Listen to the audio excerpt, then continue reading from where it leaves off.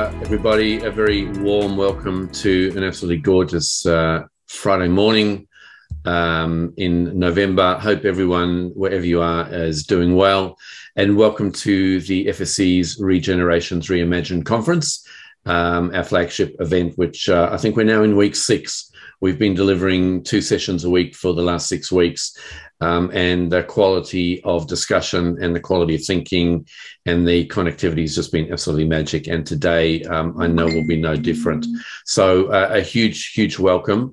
Wanted to acknowledge and thank our sponsors across the FSC conference community. These events only take place with fantastic support, and more on that later.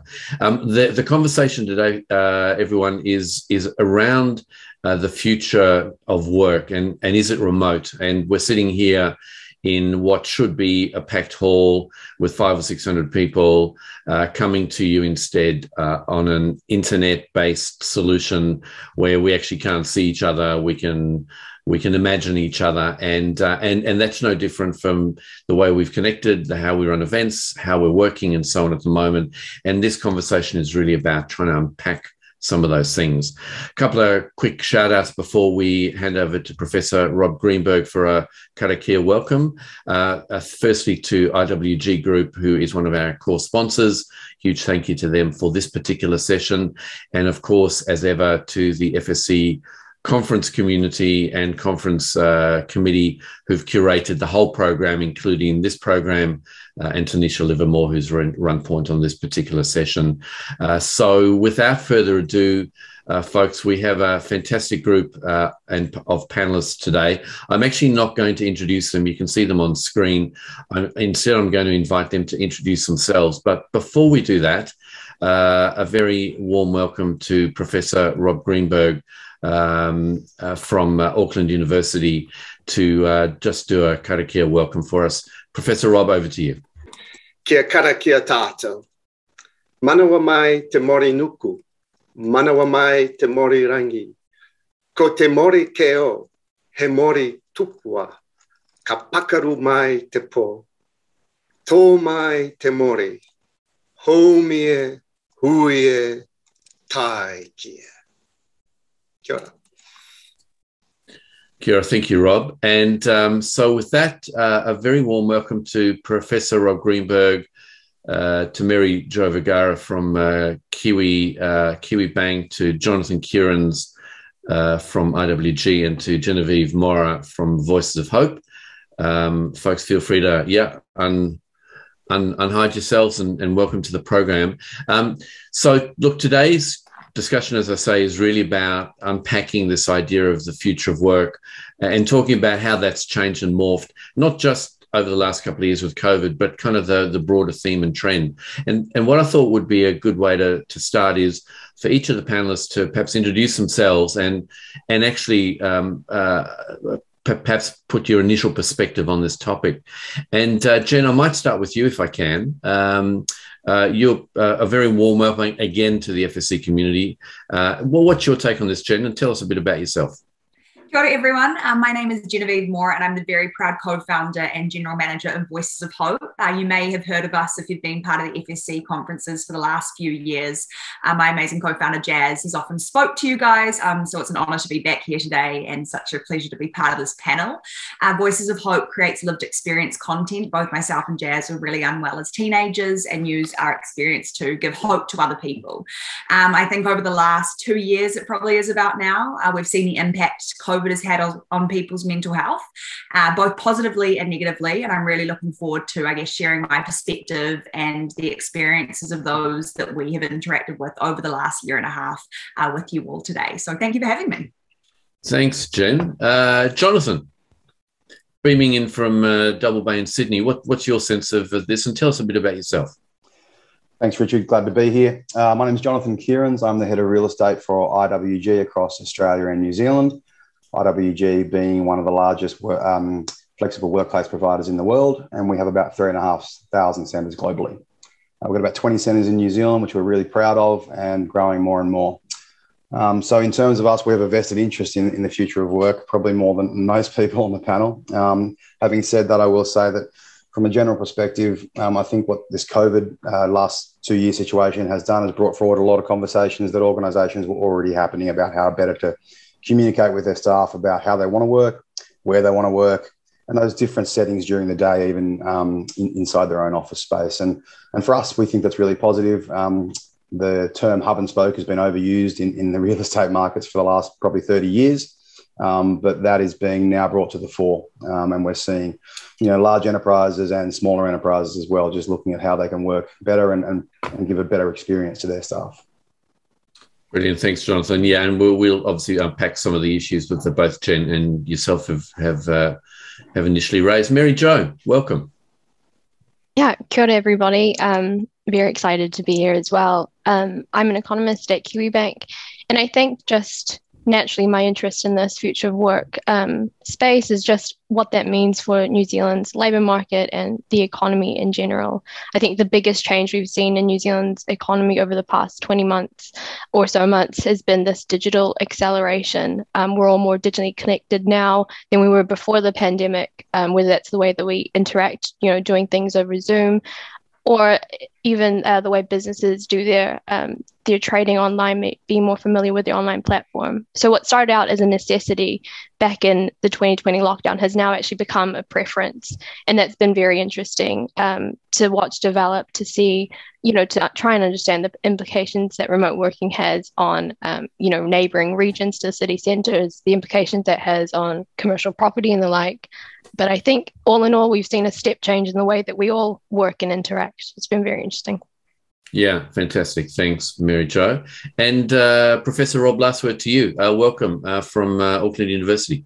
Yeah, kia ora, everyone. Yeah, I'm Robert Greenberg. I'm Dean of the Faculty of Arts at Auckland University. I hail originally from New York City. I've been in this role since 2013. And it's exciting to be here, and I'm really pleased that I can participate. I'm interested in the education side of things. I was reading the Productivity Commission's report that was published March 2020, a very critical moment in our history as we went into lockdown, about the future of work. And I'm thinking about the future workforce. How do we actually get people into that space where they can react quickly and flexibly to the new work environment that we're expecting, and that we sort of were plunged into immediately after that report came out. We went into this pivot of COVID and online working. But is that really what the future is? So I'm going to sort of explore some of those kinds of questions. It's great to be here. Kia ora. Fantastic. Professor Rob, we might actually just pick up that thread straight away if we can, because, of course, if you think about the future of work being different, you then have to go further back and go, well, if the future of work is different, perhaps the future of workers or the community of professionals and participants is different, and therefore they might need different skills and different curriculums and so on. How's Auckland Uni, how are you folks thinking about that kind of question? Well, I think it's changing the paradigm of what our education system is meant to do, and especially in tertiary. We're looking much more at lifelong learning, at reskilling people, at having them come back to uni, maybe doing a micro-credential or a completely online course to be able to pivot in their professions. One of the things in that report was, there was a citation of an article that came out in 2013 by Fry and Osborne that said, in the United States, 47% of traditional jobs would disappear in the next 10 to 20 years. So that would be between 2023 and 2033. We're almost at 2023, literally, we're almost at the end of this year. Is that really happening? And what has COVID come to teach us about whether we want to completely lose the current jobs? So I think one of the things that we're working towards is, instead of only looking at the school leaver population as our main source of students, is also adult learners coming back to the university, retooling, rethinking, and being more flexible. One of the things this report, the Productivity Commission report, talks about is the real importance of a well-educated citizenry in order to cope with the technological disruption that is hitting us, that we're in the middle of. And our statistics in New Zealand are still slightly worrying, in that only around 32% of high school graduates in their first year of after high school actually come to a 4-year degree program. By comparison, say the US is at 45% or so of those. So we're not, and this report argues that you do need more education in order to be able to even just cope with the disruption that this technological revolution is bringing to us. Yeah, for those of us who've got kids or gone through the school system, there's been a big focus on STEM and science and tech and skilling kids when they're really early. Although kids these days are also kind of digital natives in many ways, so they're kind of grown up with it. Professor Rob, last one on this one. Just in the last 2 years, how has Auckland Uni kind of managed the business of delivering education in this kind of environment? How's it changed or flexed the way you think about the model? That's great. Great question. I mean, we were really proud that we pivoted within, literally a couple of days of the announcement of level 4 back in March. We had just started our in-person semester, and we pivoted. And of course, we went to this platform, Zoom, as the only thing that was manageable at the time. I mean, had the pandemic hit 3 or 4 years ago before the technology was what it is now, I think it would have been a lot more difficult to pivot so quickly. Some of the other universities in New Zealand could not pivot quite as quickly, and took a break from studies. We went right online, tried not to miss a heartbeat, and of course had to do that again this year and finish the year online. We've gone to online exams. We've gone to online marking. So it's already changed things so dramatically. And we'll probably have to keep doing a lot of those things, even when we go back in person next year. But it's also, that was the sort of the emergency measure. Go use Zoom, a meeting platform, in order to teach. But there's so many other softwares, and we have our own upskilling of our own academics that we need to engage with.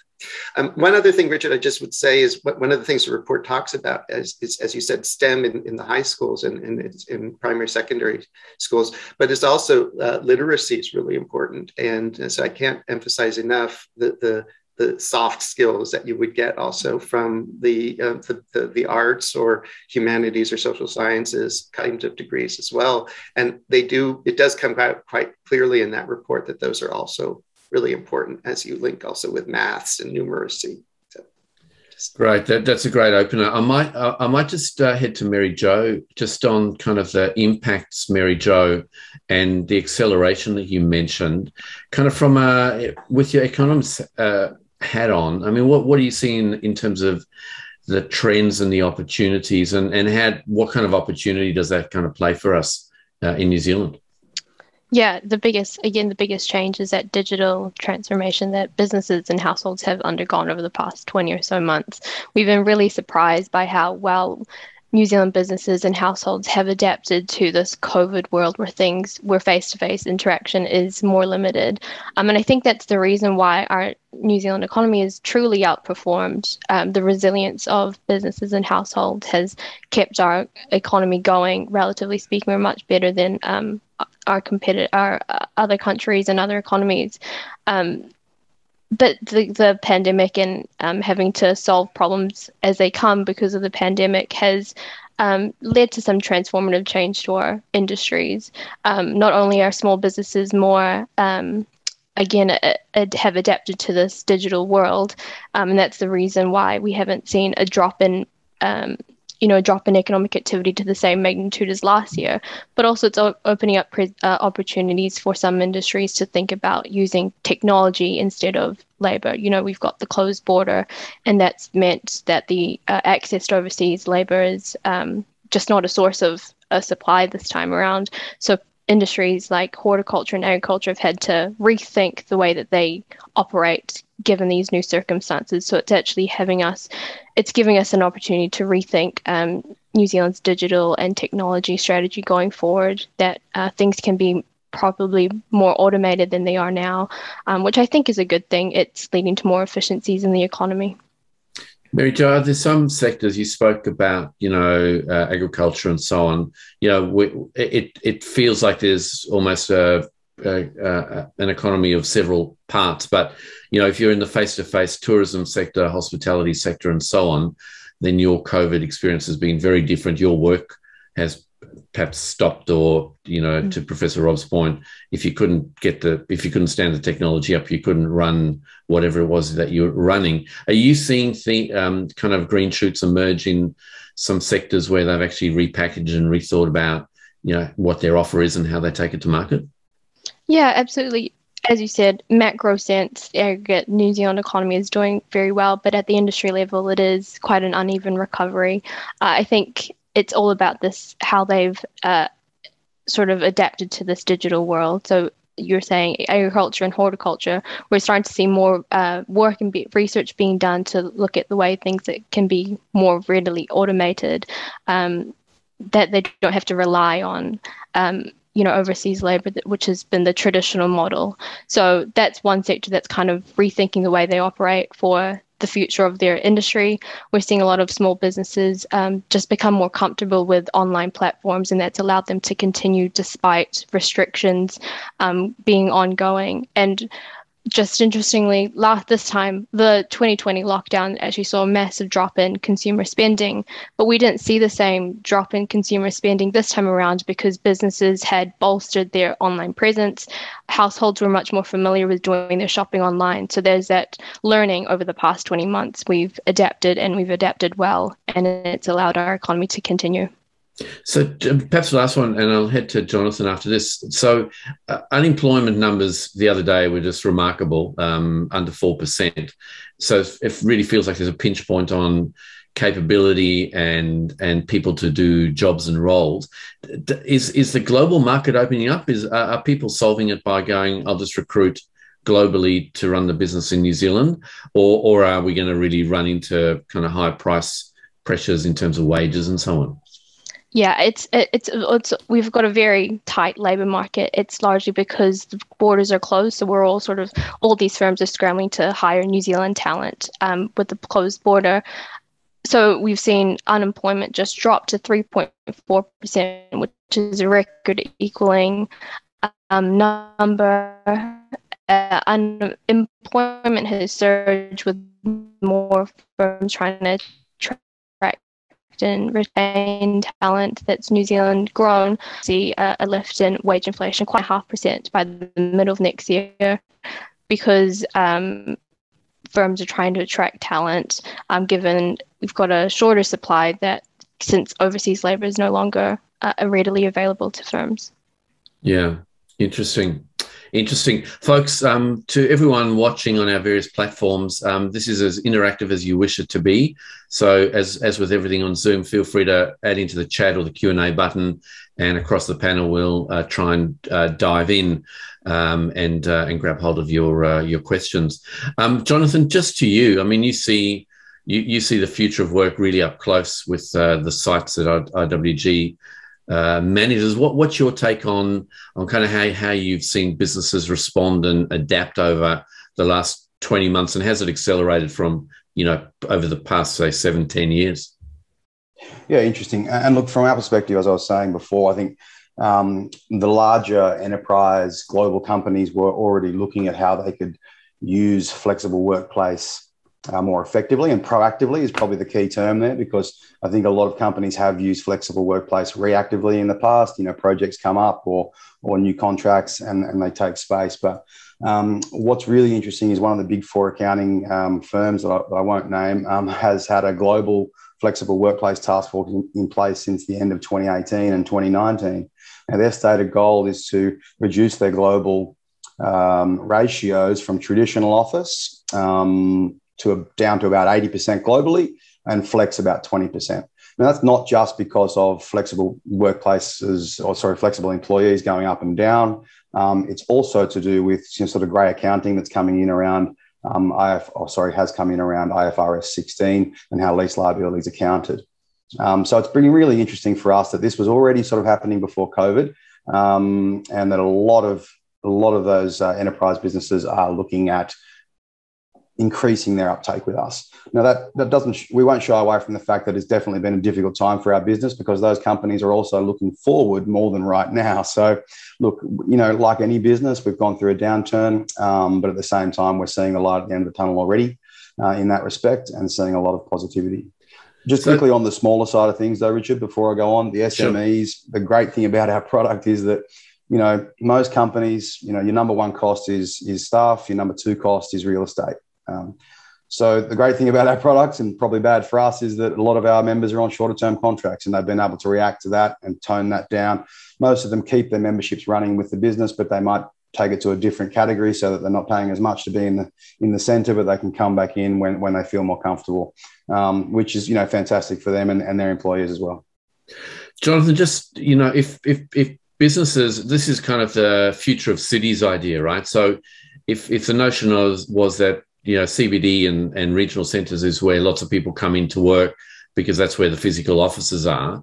Does that kind of paint a picture of a different city experience, that actually there's not the peak hour flow? It's not as manic as it might have been previously because, like we're all sitting now, somewhere in our homes, mostly if we're in Auckland, actually home is the office. And so it changes the nature of what the city is and perhaps rebuilds the regional centres. I don't know if you've got a particular view on that thought?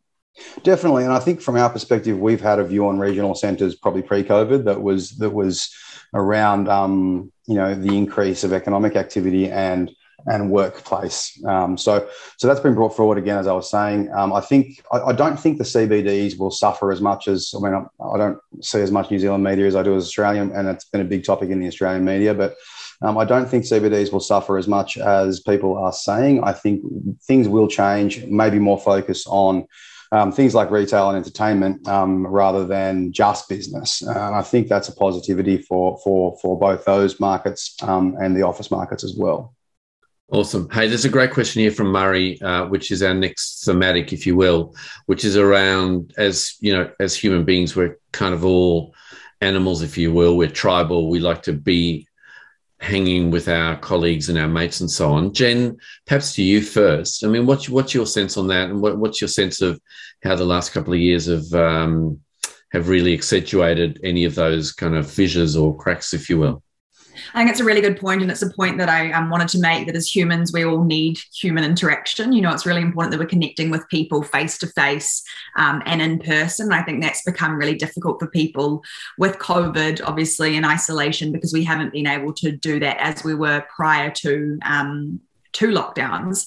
You know, there's FaceTime and there's Zooms, but it's also not the same as being face-to-face with someone. Through the work that we do, we've seen, and there's research that shows increased rates of loneliness, especially between our 17 and 24-year-olds. And there's a number of reasons for that. Isolation is obviously a huge part of that. But I think, you know, like I said, online interaction and working remotely is great. You know, it's a great way to adapt and to be able to do that, or a great thing to be able to do that. But for our mental health, it's really important that we are connecting and working collaboratively in a single place. I really do believe that. I know personally I get a lot more work done when I'm with other people than trying to work by myself at home. So yeah, that's definitely something that I'm missing, and something we've seen from a lot of people that, you know, come to us and share their experience, has been the struggles of, I guess, feeling quite lonely during this COVID time. Yeah, thanks, Jen. Perhaps to any of the other panelists who want to jump in here on that topic. Yeah, sure, Richard. I think from what we're seeing is the same kind of thing.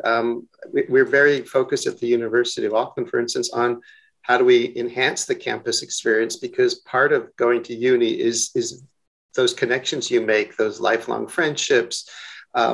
And we want to make it a welcoming space for our students so that they will feel comfortable to come back. Obviously, the generation of 18 to 22-year-olds particularly is going through a really hard time with this pandemic, and the loneliness and the mental health challenges that they're facing.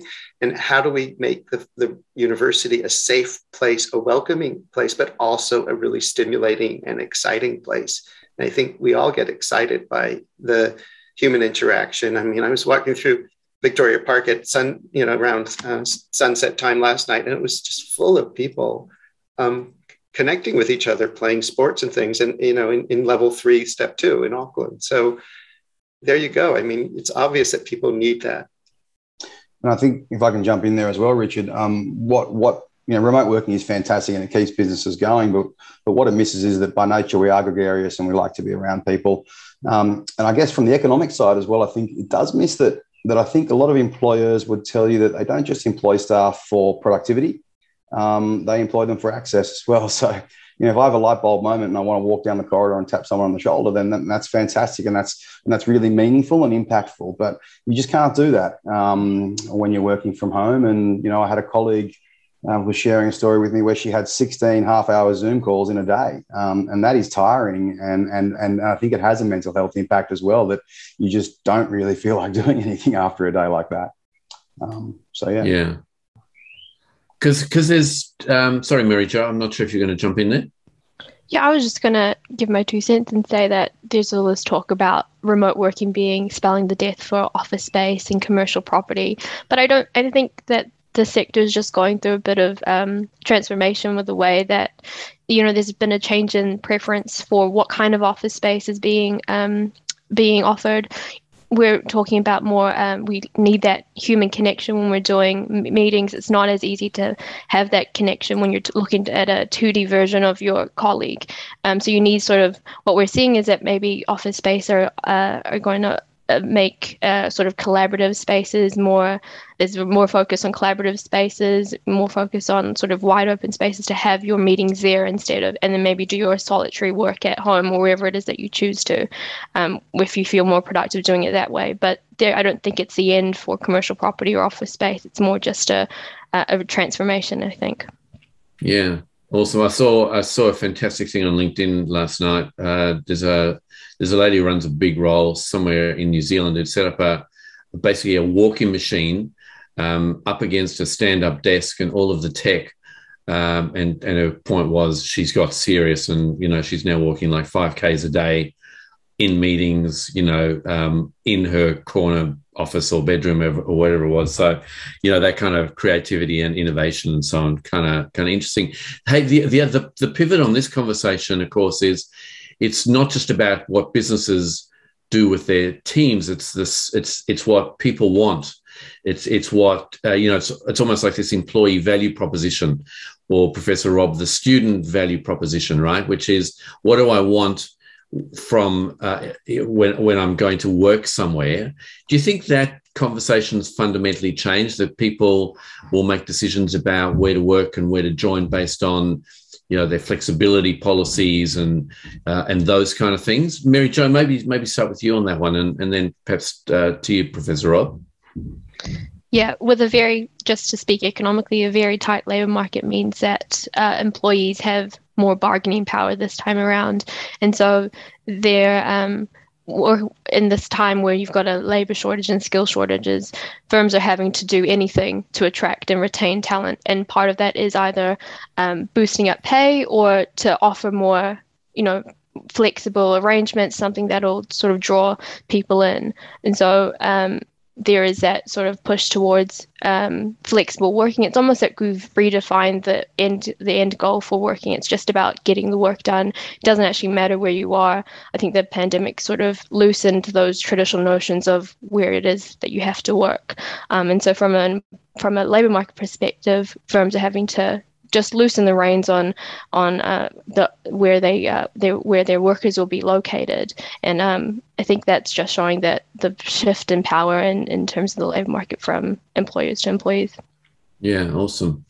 Professor Rob, how's that reflected in how Auckland Uni's thinking about attracting and retaining students and staff, and in fact the whole supply chain, I suppose? Yeah, absolutely. I mean, we already before the pandemic went to lecture recording so that students could access the lectures from anywhere. But we also noticed quite a lot of people in level 1 when we could come into the office after the lockdown saying, could I work from home a couple of days a week? So we had to really come up with a policy around flexible work and being much more understanding of that. I'm really pre-pandemic, we would have scratched our heads and said, well, no, we want you in the office, more likely, unless there were some really special circumstances. But now it became a matter of course in 2020 and into 2021 of really seeing people taking their, particularly Fridays, I have to say, at home, but also just sometimes 2 days a week. I think we also have to be quite careful about that, because you do need people to be also in the office. So it's getting that balance right. But as we saw in last week's, I think, or recent US statistics of what they called the mass resignation, people just leaving work because they wanted to, they thought because of the tight labor markets over there, that they could easily find another job that might be more suitable to their needs post-pandemic, or in the sort of waning days, hopefully, of the pandemic. And I think that is something that we all have to be aware of, and that the employers that will come up with the more flexible work arrangements and allowing staff that ability to say, yeah, I want to work 2 days a week or whatever from home. I think we're going to have to, that probably will be one of the permanent fixtures post-pandemic. Yeah. Hey, just on that great resignation idea, Jonathan, maybe to you, like has everyone got their business idea and they want to become a startup and a founder? And so, 2 years of lockdown have pretty much said, seize the day sort of idea. Jonathan, any sense on that in terms of what you're seeing of the people that wander through the doors at IWG? Yeah, and in terms of our business improving out of COVID, or as we're already seeing that happen, definitely there's been an uptake in the smaller size businesses, and whether that's one-man band consultants or, a smaller sort of 10-person firm, that's true. I think what Rob was saying was very, very salient on he kept saying 2 days, and that's 60% in, 40% out of the office. I was just going to say on that point, is something that we're seeing across the board as well. I think that employee-employer conversation is going to be more and more interesting as it goes forward, and tight labour markets obviously do drive employee power there. I was in a conference this week, though, and I heard a CEO of a prominent company globally, an Australian CEO, though, answer the question saying, well, if someone wants to convince me, it was a pretty brutal answer, I'll say before I say it, but if someone tries to convince me that they don't need to be in the office at all, then I start to think about why I need to employ that person in this country. So I think there is a slippery slope here that employees need to be aware of as well, in that some jobs, and obviously I'm generalising in quite a massive way, can be offshored quite easily. So I think that 60-40 sort of thing that most companies are looking at, and whether that's a little bit more or a little bit less, depending on the individual, seems to be a place where people are being comfortable with.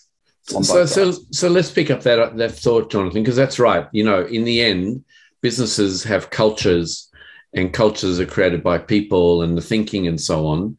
And that's generally been bringing people together, and we have town halls, and we have offsites, and we have, all sorts of things to create a tribe called our company culture. And I guess the question is, with the future of work, does that stuff get tested? Because, people are not in the office as much. They're not connecting as much in the traditional way. How's that been reflected in the stuff that you see? Yeah, I think it definitely gets tested. And that's where, I don't want to paint a picture that it's employees or employers in this powerful position. I think it's both really need to be listening to each other, is more the point. And this is where employers need to really step up, because it's beholden on them to create both safe but really welcoming workspaces. And to Mary Jo's point earlier on, that people want to become and be coming into the office and be involved. But it also means that culturally driving that team tribe thing you're talking about is much more difficult for any employer. And therefore, they need to really look at perhaps up spending on these things, whether it be, actually holding bigger, larger events because you don't always have people in the office, and re-budgeting basically where they're spending their money on their employees in any calendar year. Yeah. Any of the other panelists want to grab hold of that kind of workplace culture, keeping a safe environment, but still being able to connect people? Jen, maybe throw to you, if I may. Yeah, I mean, again, it's a good question. I think it comes back to what I was saying before about how connection is so key. I think from the discussions I've had with people, the point of lockdown we're at now, especially in Auckland, where it seems to have just dragged on and on with no insight, has been really challenging. And I know a lot of people are struggling with the lack of motivation. I think it's really important that workplaces do create a safe environment. And I also really admire workplaces that, allow for open discussions around mental health and wellbeing. And we're really lucky to work with some places that do. do just that. I think it's a really important thing to acknowledge in workplaces as well, that, you know, the pandemic has had a huge impact on people's, you know, well-being and mental health, and, you know, that whole re-entry anxiety and dealing with that. And again, just creating a safe, supportive environment when people do return to work, if people do return to work. I think, you know, in my personal opinion, I think I've really enjoyed the flexibility of being able to work from home, but I really crave that human interaction. And I think there'll be a lot of people that need that. So I think, exactly like the other panelists have said, you know, finding that balance is going to be really, really important. Jen, what are some of the best businesses that you're working with doing in terms of kind of supporting the employee well-being? And you mentioned that return anxiety, which I think is absolutely a thing. I headed into town just the other day, and I was going, "Oh, this is a bit freaky," you know, because it's 3 months of not doing what we did before, and you know, COVID's like the silent, you know, enemy that could lurk anywhere. So that came with a degree of stuff I just had to go, you know, like deal with. Yeah, what are you seeing around the best practice stuff? I think what we've seen, and what I really enjoy seeing, is when the senior executives or the people that are towards the top are role modeling the behaviour and being really open about the fact that they too have struggled with the pandemic. I think it really paints a picture that, you know, together we are whole and we've all gone through something collectively, and that it's okay to have found it really difficult and really tough. So I think it comes back to open conversations, and again, creating that safe place to be able to have those discussions. And I know from some of the organisations that we work with, you know, they have weekly meetings to kind of discuss these things, whether it be on Zoom at the moment or back in person when they're able to. I guess not avoiding the inevitable, and really just having these conversations and asking the tough questions is really important. But I think that does come from a workplace culture and environment that the people perhaps towards the top are creating that safe place to be able to do so. Fantastic, thanks, Jen. Mary Jo, any thoughts on this topic for you? Yeah, it's very easy to be dragged. I find that it's very easy to be dragged into online meetings. Now they're just a click away than having to, you know, schedule it down to your diary, walk down the hallway. It's much more easier to go into a meeting. And online meetings they can be very draining, and they can most inevitably lead to burnout and fatigue. So there are negatives to this whole remote working. But so it's all about that balance that Jen was mentioning, to balance out the flexibility that it does provide, which is a big plus, especially if you're a working parent. I think the pandemic, we all have a new or greater understanding for working parents having to, you know, keep up work but have the kid in the background. But yes, it's all about just finding that balance between the human interaction that you need, and also just the flexibility that working from home does provide. So it's all about the balance, and also being open about the mental health aspect of it all. Thanks, Mary Jo. I'm going to come back to a point you just raised, but perhaps to Professor Rob on how's Auckland Uni, or how's the university sector kind of supporting such a large cohort of people, because it is at scale, both around the cultural piece, but also around the return to work and mental health and well-being and so on. Yeah, no, that's a really great question. I mean, yeah, we have around 40,000 students and thousands of staff as well. And I think it is what Jen and others have said earlier. It is modeling that conversation from a senior leadership perspective, being as transparent as possible about what we're hoping, what we're thinking, where we are, how we look to the return, how we want to support staff and students in the return, and how we also, I think we all are going to be incentivizing a little bit more. For example, we're not going to do a lot of holiday parties in December. We don't know what traffic light red really looks like just yet. They're still getting those guidelines from the Tertiary Education Commission. But we have been told that we can use that money that we would have spent on those parties all the way into, let's say, February, so that we might be able to bring back people with a bit of an incentive here. We're going to actually meet, and we're going to try and make this, as comfortable as possible. Obviously, there's no compulsion there, but we want you to come back. We want to try to be a community again in person as much as possible. We want to support each other. And I think those messages going out and being reinforced at all levels of senior leadership, from vice chancellor down to, say, sort of course directors, it really helps. And we hope that our students are getting those messages as much as possible as well. It's hard to get all 40,000 students at our university in that safe space, but we're working really hard at that, and hoping that we can get them all back as soon as possible and feeling safe and supported.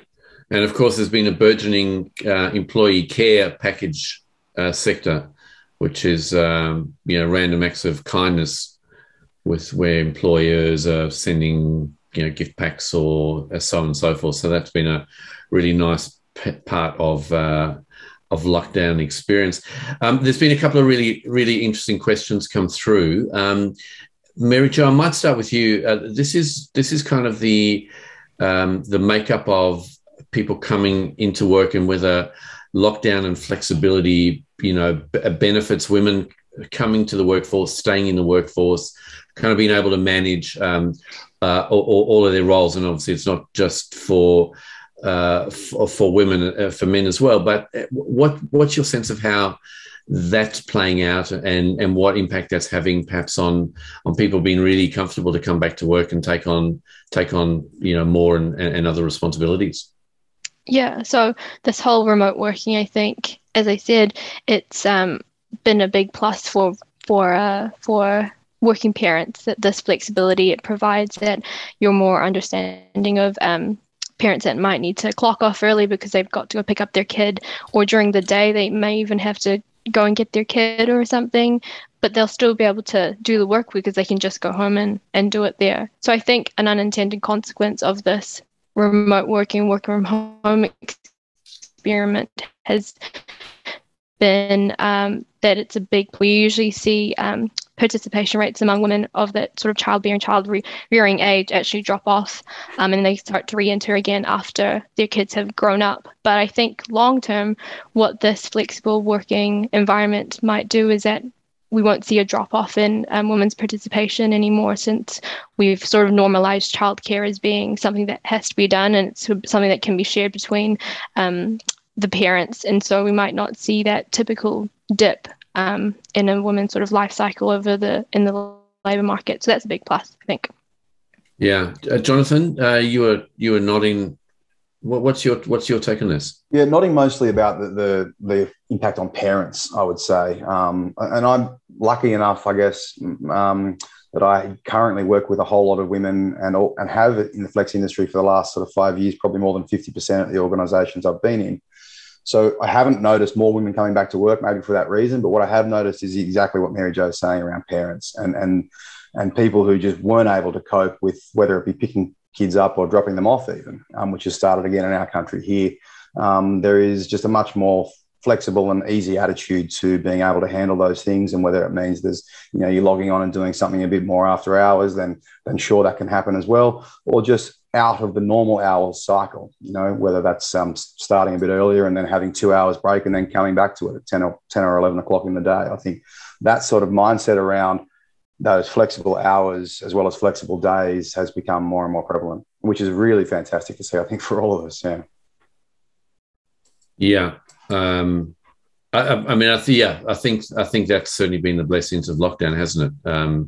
You don't have to do drop-offs, but you can do football, and you can do walks, and you can do timeouts, and kind of the melding of the personal and the professional, depending on what work you do, has kind of come together in a really neat way for many.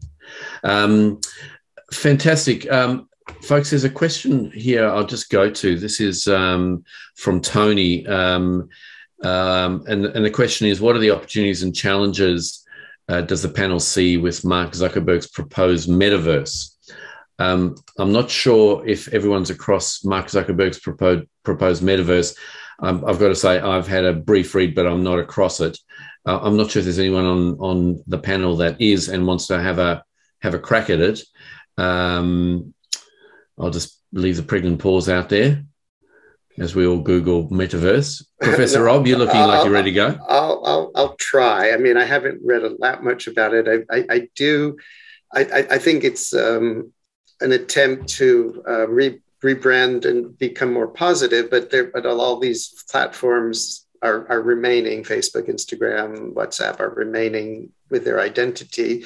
So I'm quite skeptical about what this all means. I mean, the three-dimensional part I don't quite get, honestly. But I think that there will be new technologies clearly that will come to fore. I mean, there was some talk of, very fast 5G or the next generation after 5G that will allow for various things to be transmitted, even smells over, could be potentially transmitted in the future. This sounds so science fiction-y, but it's probably closer than we think. But I'm anything that comes, I'm sorry to say, and I am American, from Mark Zuckerberg, I'm quite skeptical about. So I'll just say that. And you're right. I haven't gone as much as I probably should about this, but I'd be curious if others on the panel have read more.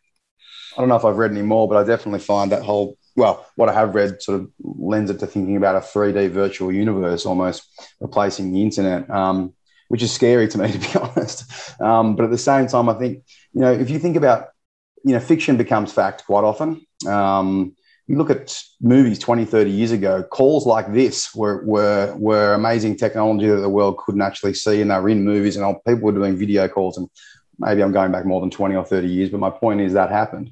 Now we're seeing a whole lot of movies where VR is becoming futuristic and part of society, and maybe that will happen. But I must admit, I'm more in the Dr. Rob camp on this than cynical about Mark Zuckerberg and scared of what that might mean.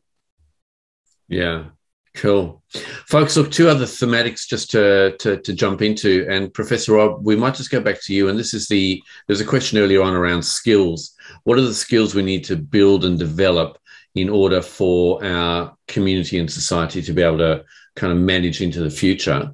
And how will that change and flex curriculums? Wonder whether you could share the thinking that's taking place in Auckland Uni. Yeah, well, one of the things I think we all recognize now, unlike maybe my father's generation or my mother's generation, is that our young people will have multiple jobs over a shorter period of time. They will be switching careers. They'll have to be more flexible about their careers. And so how do you prepare a student who wants to go into, become an accountant or maybe a lawyer, to be able to do that when there were predictions that the whole accounting profession will go online and we won't need in-person accountants. I mean, I don't know if I trust the online world enough myself as a dinosaur, perhaps, in that regard. I always want a human being that I can actually talk to and gain that trust with. But these are some of the questions we have. So we are looking at how we provide students in all disciplines, from engineering and medicine to creative arts or law, with the breadth that they will need and the skills that they will need. So it's content plus skills, and much more emphasis on skills than it used to be, because in the past it was really more about content, so that they can be flexible, move between careers, be able to be qualified in many different areas. And as Jonathan said earlier, maybe becoming their own startup at some point, because that is another new characteristic of the economy, where this sort of, you do your own thing and you have an idea, you get financed and you go off and running with it. So that is something that is also attractive to our younger people coming through university. So these are some of the things we're thinking about, and that's part of something we're doing at the university, which is rethinking our curriculum over the next period of time, and hoping to really introduce something that is fit for purpose in this new environment of the 21st century. Rob, the question you raised a little earlier, which is, in the end, human beings still need to be able to connect, and that kind of whole social skills, people skills, softer skills. How does that kind of play out in your thinking for the future of work and the future of workers around? Yeah, how do you teach people to be digital natives on one hand and kind of open critical thinkers on the other, where they can connect in communities and so on? Yeah, I mean, that is our challenge. And I think one of the things that Auckland Uni has in itself has been pretty proud of is this idea of a conjoint. You might be doing an LLB and a BA at the same time. So you're doing a very career-focused degree, or a Bachelor of Engineering and a Bachelor of Arts. You're getting the soft skills a lot from the Bachelor of Arts, and then you're getting your sort of technical skills and for engineers. I think that combination is really worthy and valuable. And having more of those kinds of flexible combinations, I think, will help in gaining the citizens of the future, the well-educated citizenry that the Productivity Commission talked about, that I think will be more adaptable to these changes and be able to work well. I think it's all still going to be about human beings and society. And human beings navigating in a changing society. And therefore, that's why I think we can't just say, oh, narrowly focus on X. But the broader you are, probably the better off you will be. And I'm seeing that even in our hiring practices. The new academic staff that we're hiring, they tick several boxes. They can do several different things. They're not as narrow as they used to be in the old days, where you needed a specialist in something like medieval literature. Well, maybe we need a specialist in medieval literature who also can talk about modern films that depict medieval times. You see, so it's changed that focus. Yeah, fantastic. Just toss that question open to the panel. If anyone's got a view on kind of the skill sets that we need for the future. Mary Jo, maybe toss that to you if I can. Yeah, it was interesting. I was at a conference before this Dart outbreak, and it was among young people. And I asked them if they were thinking about, rethinking their career preferences in light of this COVID world. And they said that they were thinking about going down careers that wouldn't be so easily automated. So they're already thinking that if they can't code, then they'll be replaced by a computer themselves. So I think that's one interesting development that this digital world is it's a result of this digital world that we might see a shift in terms of young people's career preferences, and what that means for their field of study at university. But yeah, it's an interesting time. The recession has shown has exposed which industries and which jobs are most vulnerable in this sort of COVID world, retail and hospitality being probably the top. But then this post-pandemic recovery has exposed or highlighted the jobs that are always and skills that are always in need, like coding and construction and such. So it'd be interesting to see how young people react to this. Yeah. Yeah, I like Rob's view about, wide, broad thinking, diverse skill set rather than kind of narrow and specialist only. Folks, look, one last thematic to pick up on, and all of you have just mentioned it, and is kind of hiring and job changing through COVID. The context here is the financial services sector has been an essential service, and employment is booming. People are looking for people left, right, and centre. How has job seeking and job changing and job growing kind of changed, do you think, over the last couple of years? And what do you think some of the themes heading into the future are? Jonathan, might start with you on that one if I can. Thanks, Richard. I think I'm probably the weakest link on that topic, considering the other rockstar panelists I have here.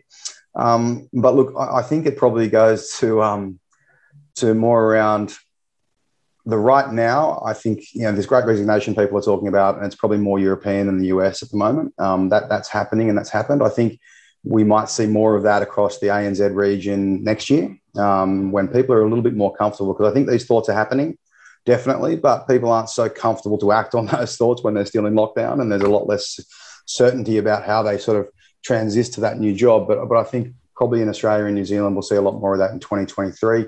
I think the universities, back to Professor Rob's point, is there may be a large beneficiary. I mean, Mary Jo very aptly and well covered off the younger generation, but I think the older generation here as well will see an uptick in education, and whether that be, that second degree that does provide probably for the older people, more of the reverse. So back to the technology side of things, than the humanities we were talking about before. I think that's probably what we're seeing more of.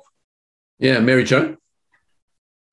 Yeah, so the labour market has returned, or even is better than the pre-pandemic picture, but the dynamics within the labour market has definitely shifted. We've seen the self-employed workforce actually grow quite significantly over the past 20 months. It's grown by around 7%, significant, especially among women, actually. And I think part and parcel, it's due to this rise in online media, social media, and perhaps more time at work. We're seeing a lot of people turn their hobbies into small businesses. And so, I mean, it's kind of typical coming out of a recession. You have a rise in unemployment. And so people look to repurpose their skills and to not let their years of experience and skills go to waste. So they start their own business, so we might be seeing unemployment rates and headline rates back at pre-pandemic levels, but the underlying makeup of the labour market has changed quite dramatically. Yeah. Jen or Rob, did you want to add to this conversation? Yeah, if I may, I think one of the things that I'm seeing is the importance of being able to communicate effectively in this world. And so, we've introduced, and other universities around New Zealand and Australia have strong new communication programs, or bachelors of communication. I think one of the things that it will be really essential for anybody navigating the future workforce is that ability to articulate, what is the company doing? What are our goals? How do we achieve these? There's also a lot of room for those strategic planners, those who have the ability to think in the longer term and look into the future. But I think that communication piece is really going to be central. Fantastic. Folks, we have about 3 or 4 minutes to go. I'm just going to whip around the panel with a closing comment, 30 seconds or less. If we're sitting here in 5 years' time, what's the future of work going to look like? And then we'll look to close the session and thank the speakers. And Jen, I might start with you on that one if I can. Well, my number one hope is that there's more workplace wellbeing in place. I think we are making moves there in terms of workplaces being more open to discussing their people's well-being. I honestly do believe that there'll be, this flexibility will continue to some degree, and I hope it does. It works for a lot of people, but that's the thing about balance and making sure we can figure out a good way forward. But I think it's exciting. I think there's been a lot of changes in workplaces over the last 20 or so months. Definitely people's ability to adapt has been really encouraging and inspiring, and so I think we'll continue to do that. For the next 5 years or so. Fantastic. 30 seconds or less. Jonathan, future of work, 5 years' time. Look, I think definitely hybrid is the word of the day. And that 60-40 rule that we were talking about earlier is what we're going to see. Very generalistic view, but across most industries, I think that 60-40 rule works well. I think people will also maybe look at not having those 2 days out of the 5 being Mondays and Fridays. I think sometimes that can be, again, a slippery slope. But, I think as well, what I'll say about our own industry is that flex is an integral part of the office ecosystem, and we don't see it as flexible workplace or standard office leases. It's really, as I said, an integral ecosystem that needs to work together. Employees need to work out how they can do that for the betterment of their staff. Awesome. Mary Jo? Yeah, I think if we are here sitting doing the same thing in 5 years' time, it'll be out of preference that we're here doing this meeting because we have a preference to be here at home. But then later on, I'll probably go into the city and have my sort of collaborative meeting there, not into a nice office. I think just to give a new title to this session would probably be that the future of work is flexible. You have that mix of office, in person, as well as the remote working whenever you wish to. Awesome. And last word to you, Professor Rob. Yeah, I do see an acceleration of the technological innovations that might be coming our way, and that there'll be more AI and VR and more potentially even more robots that we might interact with. I mean, we're seeing this in Japan and Korea and other places. So I wonder how much that will be impacting us. But I agree with what the other panelists and think that flexibility is the key. We'll do Zoom by choice. We'll do it a lot more with our international friends and partners. We won't travel as much, probably, like we would have maybe before the pandemic for a couple of days to Singapore and back, just for a meeting or something. We'll do that on Zoom, and we'll probably look at the health of the planet and sustainability a lot more. Amazing conversation. Thank you all. I'm going to invite Jonathan to change hats from panelist to session sponsor, just to do a vote of thanks to the speakers, and then we'll come back for some closing comments and a karakia. Jonathan. Look, very quickly, thank you very much, Mary Jo, Jen, and Professor Rob. As I said before, I definitely felt like the weakest link on this panel. And it's been a really interesting discussion. And for me personally, I sit on all of these panels and they're very real estate focused, but to see a lot more general views is fantastic. I'd like to thank you as well, Richard, and the FSC for putting this together, because you were an unbelievable moderator, and I think we've had a really good discussion. So thank you all for participating. Brilliant. And on behalf of, the FSC, a huge thank you to you out in the audience for listening and for participating. To the sponsors, a huge thank you. And of course, to this amazing panel. Brilliant. Coming up next week, we've got two other sessions. We've got a session on Kofi in Focus, and on Friday, that's on Tuesday, and on Friday, we've got a reverse mortgage session heading into week 7, and then out 2 days on the 6th and the 7th of December. And then we're going to finalise everything on the 14th of December with our over and out for the year. And I think we're all going to certainly enjoy getting on our horses, our push bikes, our motorbikes, or our feet and going somewhere else, wherever you've been in Auckland or anywhere in the country. And to close us out, back to you, Professor Rob, for a closing karakia. Thank you. Kia karakia tātou. Whakairi ai te tapu, kia watea ai te ara. Kia turuki whakataha ai, kia turuki whakataha ai, haumie, huie, tai kia. And kia ora to everyone. Have an awesome day, an awesome weekend, and we'll see you on the next event. Thanks for joining, and bye for now.